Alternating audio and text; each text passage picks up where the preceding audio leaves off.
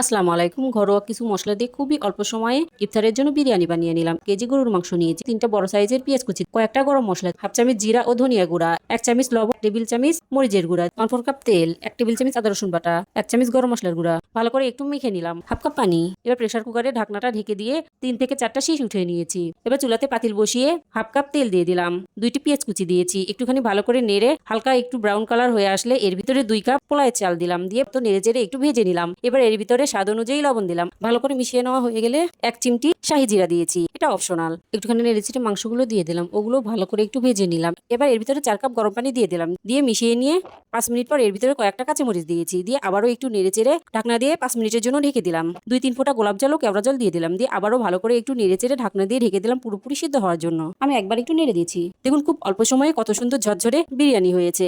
ইফতারের ঠিক আধা ঘন্টা আগে ঘরোয়া কিছু মশলা দিয়ে ঝটপট এই বিরিয়ানি বানিয়ে নেওয়া যায়, খেতেও দারুণ লাগে। আল্লাহ হাফেজ।